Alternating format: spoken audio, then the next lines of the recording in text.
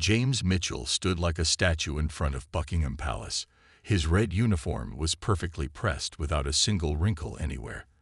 The golden buttons on his jacket shined so bright they could blind someone if the sun hit them just right. His tall black hat sat perfectly straight on his head, and his boots were polished until they looked like black mirrors reflecting the cloudy London sky above. For 8 long years, James had been doing this same job every single day. He would wake up at 5 in the morning and put on his heavy uniform piece by piece. The red jacket was thick and hot even on cold days. The black pants had a sharp crease down the front that had to be perfect. His boots were so heavy they made his feet hurt by the end of each day, but he never complained about anything. James had learned to stand so still that people often wondered if he was even a real person. Tourists from all around the world would come to see the famous guards at Buckingham Palace. They would take hundreds of pictures and try everything they could think of to make the guards move or smile or react in any way. Children would make funny faces at him. Adults would tell jokes right in front of his face. Some people would even try to tickle him or wave their hands right in front of his eyes. But James never moved, not even a tiny bit. His face stayed completely blank, like it was carved from stone. His eyes looked straight ahead and never followed the people walking by. His hands stayed perfectly still at his sides. Even when it rained hard and water dripped down his face, he would not wipe it away. Even when the wind blew so strong it tried to push him over, he stayed perfectly balanced in the same position. The other guards who worked with James had given him a nickname. They called him the Statue because he was better than anyone else at staying completely motionless. Some guards would accidentally blink too much or shift their weight from one foot to the other when they got tired.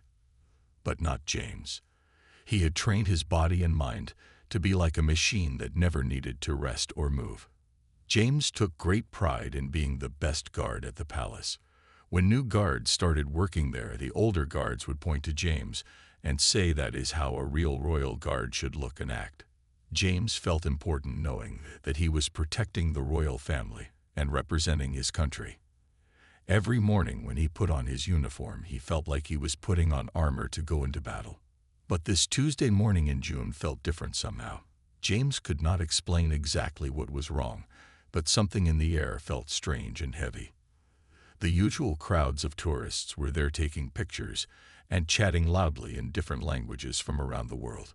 The traffic on the street was just as noisy as always, with buses and cars honking their horns. The pigeons were still walking around looking for crumbs that people dropped on the ground. Yet something was definitely not the same as every other day. James had learned to trust his instincts during his years in the military before becoming a royal guard. Right now, those instincts were telling him to pay extra attention to everything happening around him. His eyes stayed looking straight ahead, like they were supposed to, but he was using all his other senses to notice every single sound and movement nearby. The morning sun was getting higher in the sky, and more people were starting to gather around the palace gates. James could hear cameras clicking and people talking excitedly about seeing the famous guards. Everything looked normal on the surface, but James felt like something important was about to happen. He had no idea that this feeling would turn out to be completely right, and that before the day was over his entire life would be changed forever. The morning crowd was getting bigger around the palace gates when James noticed something that made his heart skip a beat. Through all the adult legs and camera bags, he saw a small figure moving slowly toward the front of the crowd. It was a little girl who looked to be about 7 years old, maybe 8 at the most. She had messy brown hair that looked like it had not been brushed in days. Her yellow dress was torn at the bottom and had dirt stains all over it. Her small white shoes were scuffed and muddy, like she had been walking for a very long time. But what caught James' attention the most was that she was crying. Not the loud crying that children usually do when they want attention. This was quiet crying, like she was trying very hard not to let anyone notice her tears. The girl walked right past all the tourists who were busy taking selfies and group photos. She did not seem to care about the famous red guards or the beautiful palace behind them. Instead, she walked straight to the tall iron gates that separated the public from the palace grounds. She wrapped her tiny fingers around the cold metal bars and pressed her face against them. James could see that her cheeks were wet with tears and her bottom lip was shaking. She was looking through the gates like she was searching for something or someone very important. The girl started whispering something, but James could not hear what she was saying because she was speaking so quietly, and there was too much noise from all the people around. Most of the tourists completely ignored the little girl. They were too busy posing for pictures and reading information about the palace from their guidebooks. A few people glanced at her, but then quickly looked away like they did not want to get involved in whatever problem she might have. Some parents pulled their own children closer when they saw the crying girl as if they were worried she might be dangerous somehow. But James could not stop looking at her. Something about this small child made his chest feel tight and his breathing become harder. Maybe it was because she reminded him of his own daughter Emma, who was about the same age and lived back home with his wife. Emma had the same brown hair and the same way of biting her lip when she was upset about something. The little girl kept whispering through the iron bars, and James desperately wanted to know what she was saying. He could see that she had something clutched tightly in her right hand. It looked like a piece of paper that had been folded and unfolded many times until it was soft and wrinkled. She would look at the paper, then look through the gates, then back at the paper again, like she was trying to figure something out. James felt his whole body wanting to move toward her. Every muscle in his legs wanted to take a step forward. His arms wanted to reach out and help her somehow. His voice wanted to ask her what was wrong and where her parents were. But his training held him back like invisible chains. Royal guards were not supposed to move or speak or react to anything that happened around them, no matter what. The girl suddenly looked up, and her big brown eyes met James' eyes for just a moment. In that brief second, James saw something that made his heart break. He saw fear. Real deep fear, like she was running from something terrible. Her eyes were asking him for help without saying any words. James had never felt so torn between his duty as a guard and his feelings as a human being. James felt like his whole world was spinning around him. For 8 years he had never moved a single muscle while on duty. Not once. Not even when a bird had landed on his hat and stayed there for 20 minutes. Not even when a drunk man had shouted insults right in his face. Not even when it rained so hard that water filled up his boots and made his feet cold and wet for hours. But looking at this scared little girl, something inside James broke like a dam bursting open. His right foot moved forward just one small step. It was such a tiny movement that most people would not even notice it. But for James it felt like he had just jumped off a cliff. His heart was beating so fast, he was sure everyone could hear it pounding in his chest. The little girl was still crying quietly and pressing her face against the iron bars. She kept looking at the wrinkled paper in her hand, then back through the gates. James could see that her small body was shaking, not just from crying, but from fear or cold, or maybe both. Her yellow dress was so thin it could not be keeping her warm on this cool London morning. James turned his head slowly to the left, then to the right to see if any of his supervisors were watching him. The palace had security cameras everywhere, and there were always officers keeping an eye on the guards to make sure they were doing their jobs properly. If someone saw him moving or talking to civilians, he could get in very serious trouble. He might even lose his job completely. But when James looked down at the little girl again, none of that seemed to matter anymore. She had lifted her head and was staring straight up at him with those big brown eyes full of tears.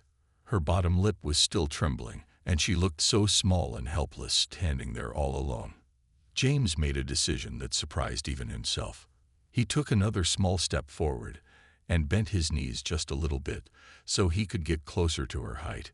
He was still trying to look official and proper, but he was also trying to show her that he wanted to help.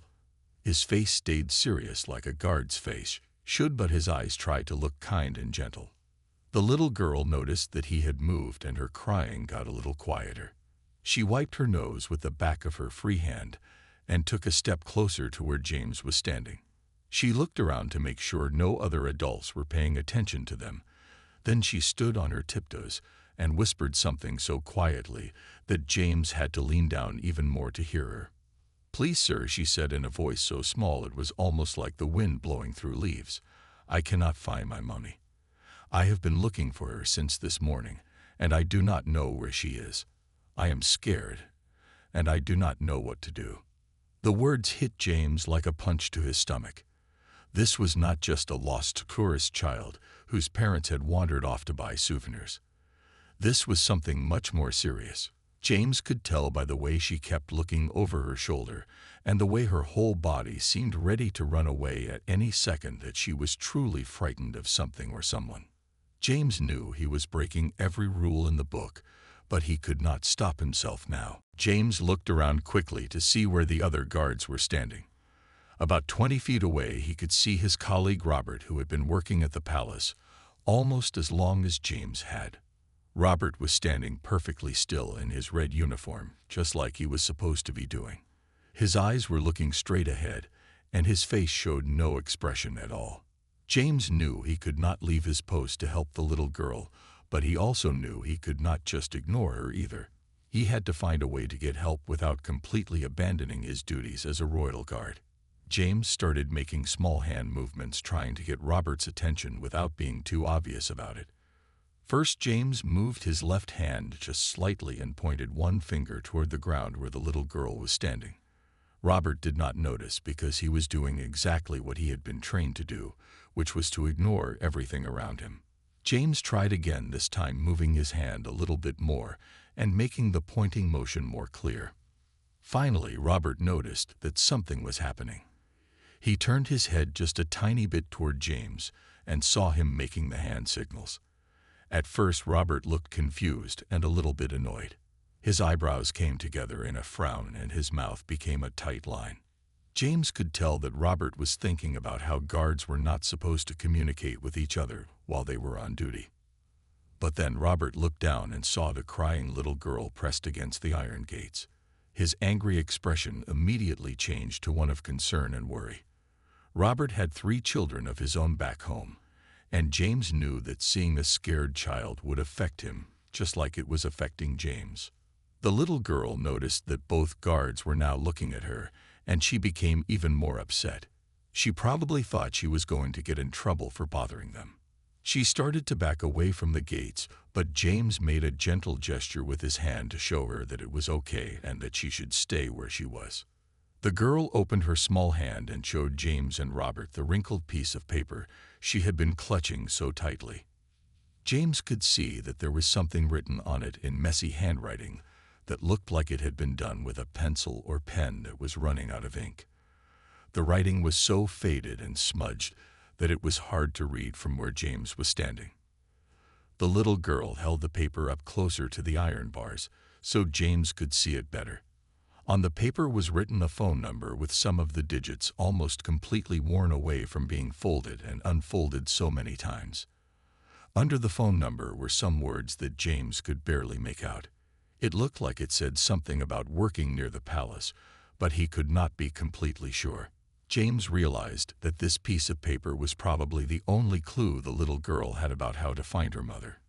She had been carrying it around like it was the most important thing in the world, because to her it probably was. The paper looked old and dirty, like she had been holding onto it for a very long time. Robert was now fully paying attention to what was happening. He could see that this was not just a simple case of a child wandering away from her parents at a tourist attraction. Something more serious was going on here. The little girl kept looking over her shoulder, like she was afraid someone might be following her or looking for her. James and Robert started using the hand signals they had learned during their military training to communicate without speaking out loud. James crouched down as low as he could while still trying to maintain some appearance of being a proper guard. The little girl stepped closer to the iron bars, and James could now see her face much more clearly. What he saw made his heart feel heavy and angry at the same time. There were small purple bruises on her left arm that looked fresh, like they had happened recently, maybe even that morning. Her yellow dress was not just dirty from playing outside. It was torn in places and stained with what looked like it might be dried tears, or maybe even a little bit of blood on the sleeve. James kept his voice very quiet and gentle when he spoke to her. He did not want to scare her any more than she already was. "What is your name, little one?" he whispered. "Can you tell me what happened to you and where you have been staying?" The girl looked around nervously to make sure no other adults were listening to their conversation. "My name is Sophie," she said in a voice so small James had to lean even closer to hear her. "I was staying with my Aunt Mary, but something bad happened this morning and I had to run away. She hurt me and I was scared she was going to hurt me even more." James felt anger rising up in his chest, like hot fire. Someone had been hurting this innocent child, and now she was wandering around London all by herself trying to find her mother. James wanted to ask her more questions about what exactly had happened, but he could see that talking about it was making Sophie even more upset. Sophie continued talking while tears rolled down her cheeks. "My mummy works somewhere near here, but I do not remember exactly where. She gave me this paper with her phone number before she had to go away. Aunt Mary said Mummy did not want me anymore, but I do not believe that. Mummy loves me, and she would never leave me with someone who hurts me." James looked at the wrinkled paper again and could see that it was even more important than he had first thought. This was not just contact information. This was Sophie's only connection to safety and love, and everything good in her world. The phone number was written in what looked like a woman's handwriting, and underneath it said something about working at an office building near Buckingham Palace. Robert was watching everything that was happening, and James could see that he was just as concerned as James was. Robert had moved slightly from his position too, which was very unusual for him. Both guards were now completely focused on helping this little girl, even though they knew they could get in serious trouble for abandoning their posts. Sophie wiped her nose with her sleeve and looked up at James with hope in her eyes for the first time since he had noticed her. "Do you think you can help me find my mummy?" she asked.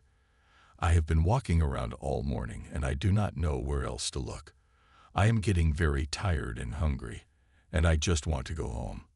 James nodded his head slightly to show Sophie that he understood and that he wanted to help her.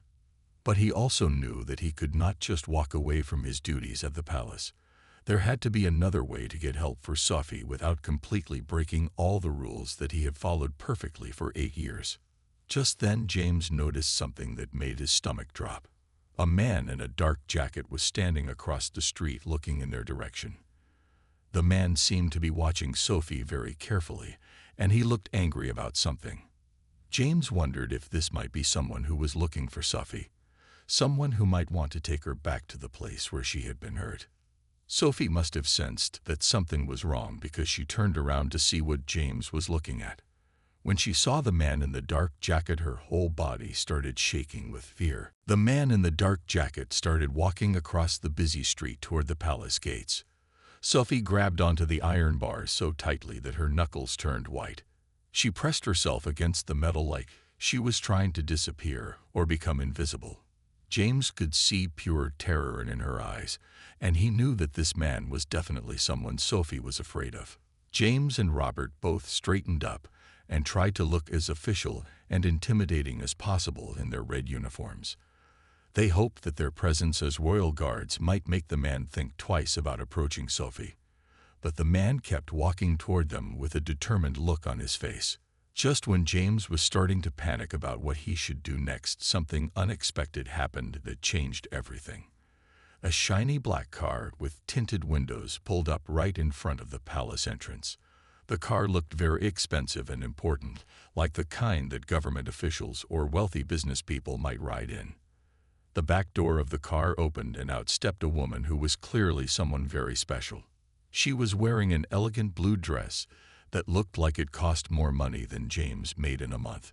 Her hair was perfectly styled, and she wore pearls around her neck that sparkled in the morning sunlight. She carried herself with confidence and grace like someone who was used to being in important places and meeting important people. Most people would have walked straight past the crowd of tourists and gone directly into the palace for whatever important meeting or event they were attending. But this woman did something completely different. She stopped walking as soon as she noticed Sophie crying at the gates. The woman in the blue dress looked around at all the adults who were ignoring the distressed child, and her face showed a mixture of surprise and disappointment. She immediately walked over to where Sophie was standing and knelt down so she could be at the same eye level as the little girl. James watched in amazement as this elegantly dressed woman completely ignored the fact that she was getting her expensive dress dirty by kneeling on the sidewalk. She gently placed one hand on Sophie's shoulder and spoke to her in a soft, kind voice that James could barely hear over the noise of the traffic and tourists. The man in the dark jacket had stopped walking when he saw the woman approach Sophie. He stood about 10 feet away, looking very uncomfortable and unsure about what he should do next. James could tell that the man had not expected anyone important to get involved in the situation. Sophie looked up at the woman with surprise and hope. She was probably not used to having adults treat her with such kindness and respect.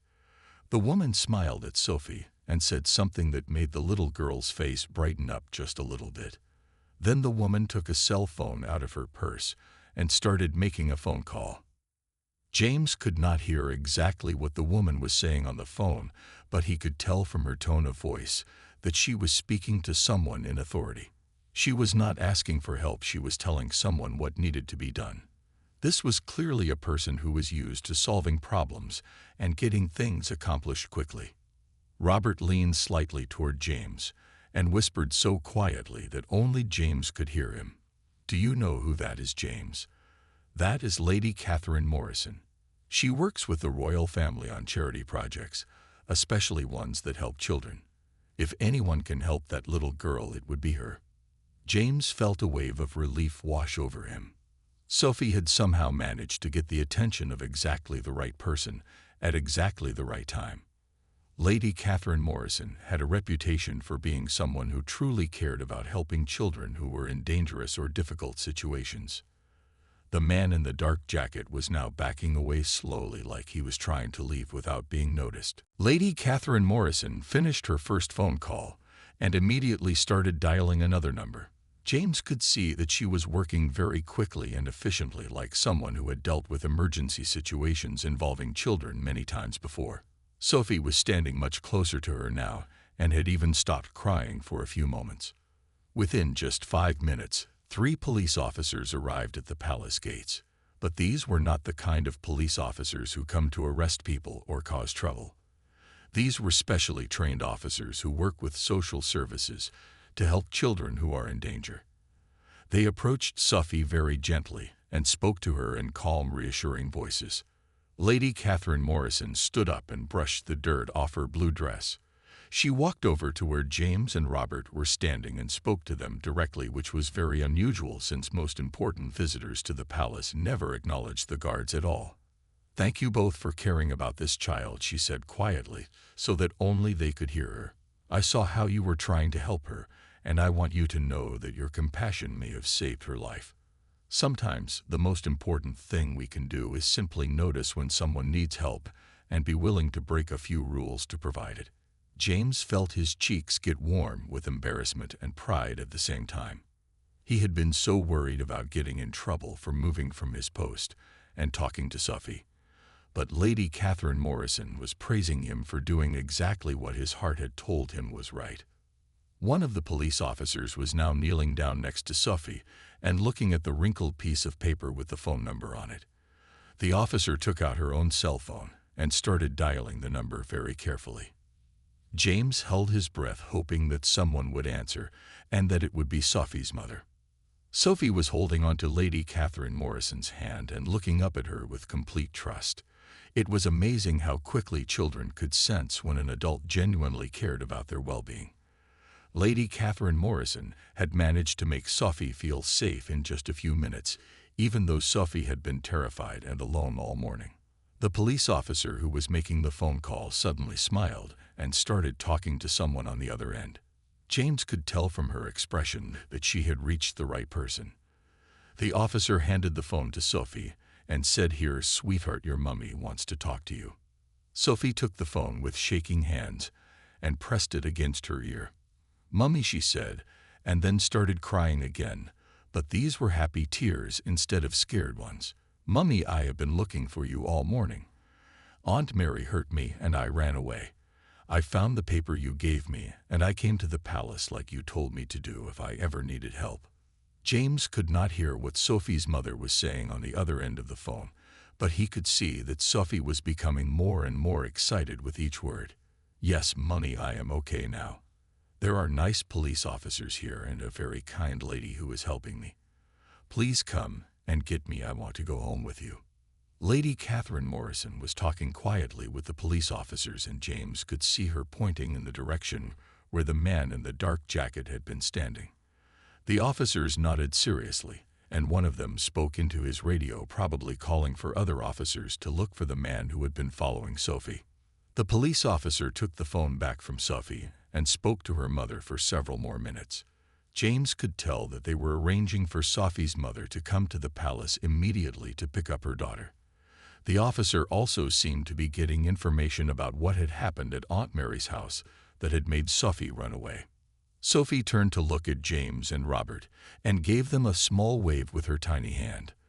"Thank you for helping me," she said with a shy smile. About 20 minutes later, another car pulled up in front of the palace gates.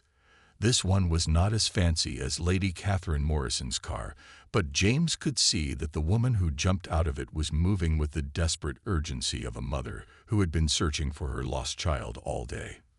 The woman had the same brown hair as Sophie and the same worried expression that Sophie had been wearing all morning. She was wearing work clothes, like she had left her job in the middle of an important meeting to come find her daughter. Her eyes were red from crying and her hands were shaking as she ran toward the police officers. Sophie saw her mother coming and broke free from Lady Catherine Morrison's gentle grip. She ran as fast as her little legs could carry her straight into her mother's arms. The reunion was so emotional that James felt tears starting to form in his own eyes, even though he was supposed to maintain his professional composure at all times. Sophie's mother picked her up and held her so tightly it looked like she never wanted to let her go again. Both of them were crying and talking at the same time, trying to tell each other how scared they had been and how sorry they were and how much they loved each other. James had to look away for a moment because the scene was so touching it was making him think about his own daughter Emma back home. Lady Catherine Morrison walked over to Sophie's mother and introduced herself. James could not hear their entire conversation, but he could see that Lady Catherine was explaining what had happened and how Sophie had managed to find help at the palace gates. Sophie's mother kept looking over at James and Robert with grateful expressions on her face. One of the police officers came over to speak with Lady Catherine Morrison and Sophie's mother about what would happen next. James could tell that they were discussing the situation with Sophie's aunt and making sure that Sophie would be safe from now on. The officer was writing things down in a small notebook and asking questions about where Sophie and her mother lived. Lady Catherine Morrison walked back over to where James and Robert were standing. She stood directly in front of James and looked him straight in the eyes with a serious but kind expression on her face. "Officer Mitchell," she said, using his last name because she had somehow found out what it was.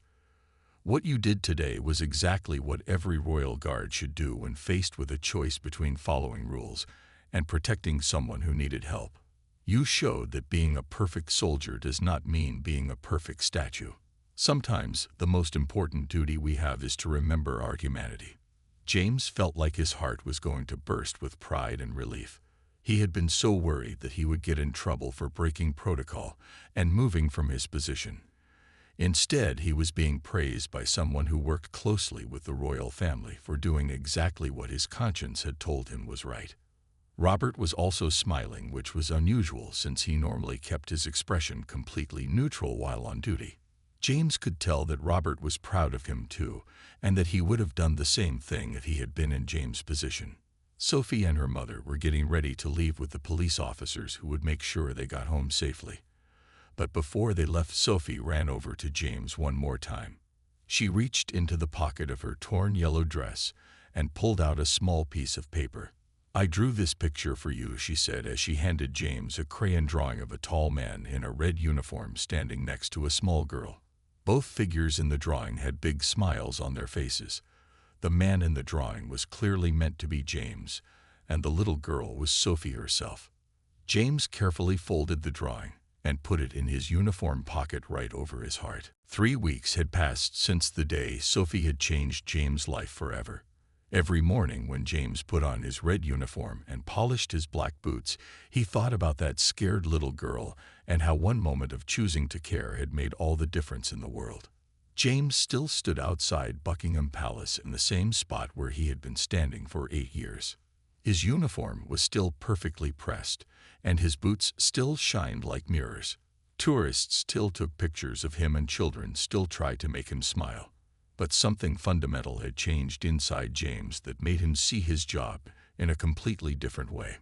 He was still the same disciplined professional guard that everyone expected him to be. He still stood straight and tall and maintained his position with pride and dignity. But now, when he looked out at the crowds of people walking by, he was really seeing them as individual human beings instead of just distractions to be ignored. James found himself noticing things he had never paid attention to before. He saw the elderly woman who came to the palace every Tuesday morning just to sit on a bench and feed the pigeons because she was lonely. He noticed the young father who brought his disabled son to see the guards every weekend because it was the one thing that always made the boy smile. When children approached the gates now, James made sure to look directly at them with kind eyes, even though he could not speak or move. Several parents had commented to their friends about how friendly and approachable the guards seemed compared to their previous visits to the palace. James' supervisors had never mentioned anything about what happened on that Tuesday morning with Sophie. James had been worried for days that he would be called into an office and disciplined, or even fired for breaking protocol.